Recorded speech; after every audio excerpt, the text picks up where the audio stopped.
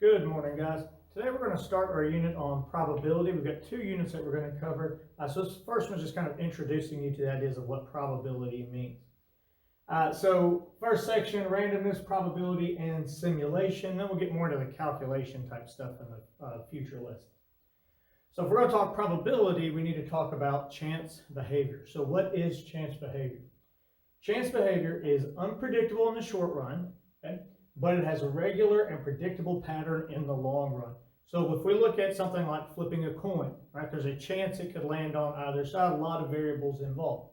So we know in the short run, it's unpredictable. We don't know, is it going to be heads, is it going to be tails? But we do know over the long run, those two things, if it's a fair coin, should balance out to be about a 50-50 heads to tails ratio.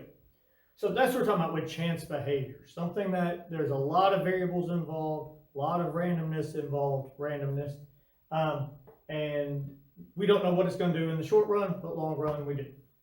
Now, law of large numbers gets us towards that. We think we know what's going to happen in the long run.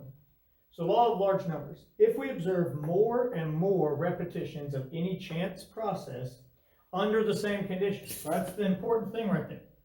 Under the same conditions means that we've got as many of those variables kind of the same as possible, so flip it from heads every single time, or flip it from tails every single time.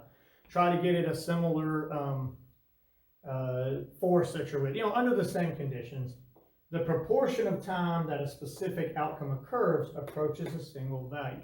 So the proportion of times that it lands on tails should approach a single value, even though in this 10 flip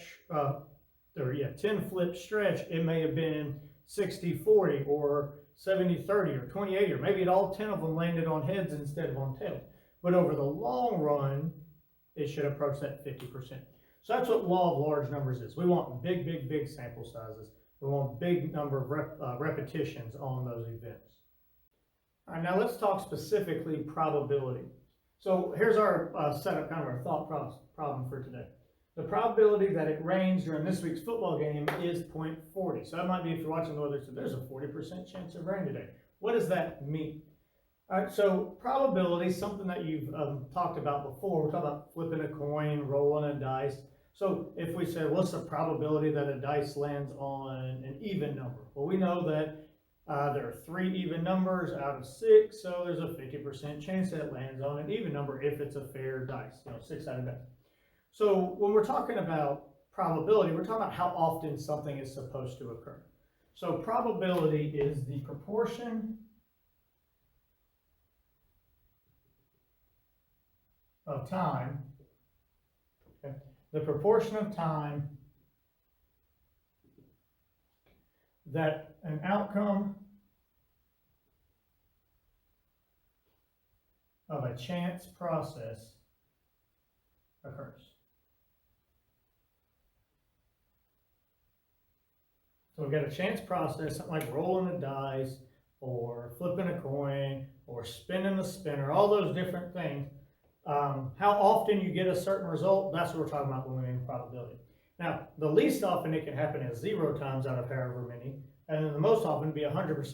So that's why probability is always going to be a number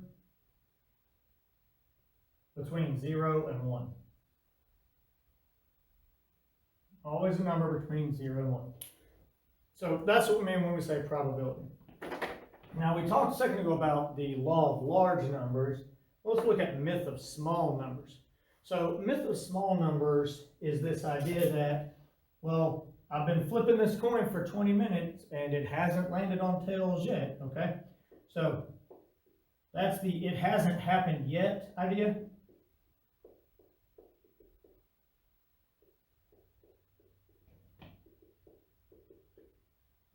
So we're due, right?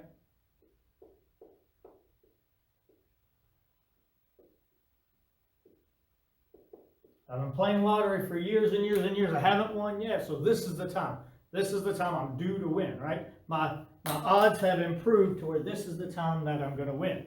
All right, well, seems like that'd be a logical thing, but we know that in the small run, anything can happen. So even though it hasn't happened yet, we're not necessarily due. And reality says any outcome is possible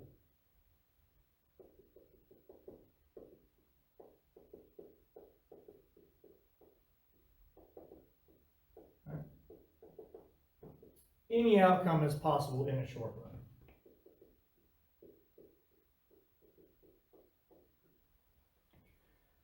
So we got two kind of questions here dealing with this problem about this 40% chance of rain for this week's game. So explain what the probability of 0.40 means in the context of this problem. So kind of using that definition of probability. And then in question 2, last 5 game days with the same conditions, they produced no rain. So there was no rain on any of those days. So what we want to do is, are we now due for a rain game? Making it a wise choice to move the game. So it's supposed to rain all those other Fridays, and it didn't rain. So we think it's going to catch up with us at some point. So does it mean that we're more likely for it to be this week? So we need to make sure we move this week's game. So you guys take a couple minutes, and I want to see what you come up with for these two answers.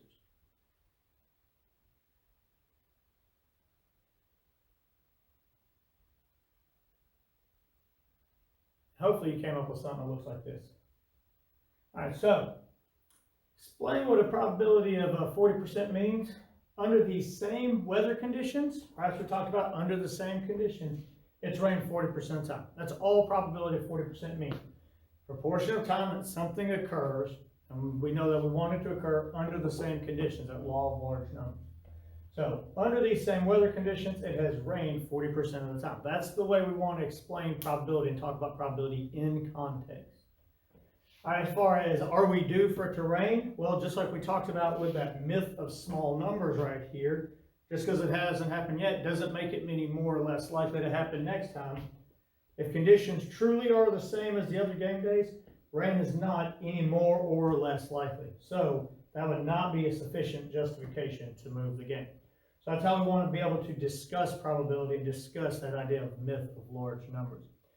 Now, let's move into simulation and talk about how we can actually run some trials and figure out, do some of these numbers actually provide some justification for moving games and things like that.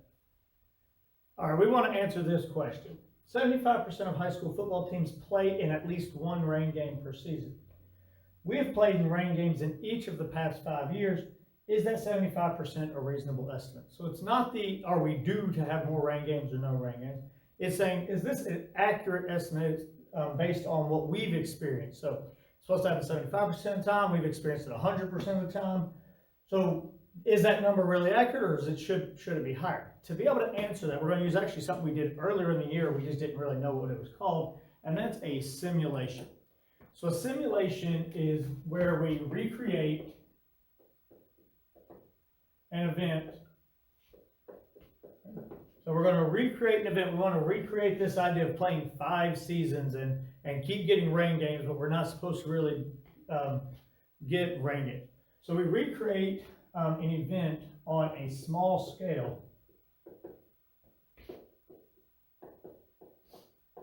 But using the same conditions. So there's a big emphasis we need to put on the design phase of this, where we make sure all those conditions from what's actually occurring out in the real world, they match up to what's going to happen in our small scale simulation. So we're going to actually work through this problem tomorrow, but I want to talk you through what the steps are going to look like. So first thing, we got to get the probabilities right. Design the probability of our randomness tool, whether we're using a random number generator, or we're using a random digits table, or flipping a coin, or using a deck of cards and shuffling things up. Whatever we're using to get some randomly select things. We want the probabilities of that tool to match up to the probabilities that we're representing in our situation, in our event. So be thinking about how we can get this 75% of teams are supposed to play in the rain. We got 100% of our games over 5 years. So we want the probability in our tool to match up to what's going on in the event. Then we got to design the setting. Okay, so the setting is what actually occurred. Okay, so be thinking about what occurred here. Let's keep getting rain games and things like that, or playing games over that many years. Then we're going to conduct the simulation, and we're going to record our result. And then we don't ever just do a simulation once. That kind of goes back to the law of large numbers over there. We want to do it over and over and over again, because we want to know, can we recreate this outcome multiple times? Because if we can recreate it multiple times, that means it's probably not, or that means this probably is representative, because we're recreating playing a lot of rain games under 75% conditions. So we want to do it lots and lots and lots of times. So we're going to repeat that simulation again and again and again. And we're going to work through this one in class tomorrow. But we want to keep in mind this idea that anything can happen on the small run, right? But that's what that chance behavior is. But over the long run, that law of large numbers, you're dealing with a predictable outcome. We're going to move towards something that should or should not happen, or a single value that should approach. Okay, so that's it for randomness, probability, and simulations, and I will see you in class tomorrow, guys.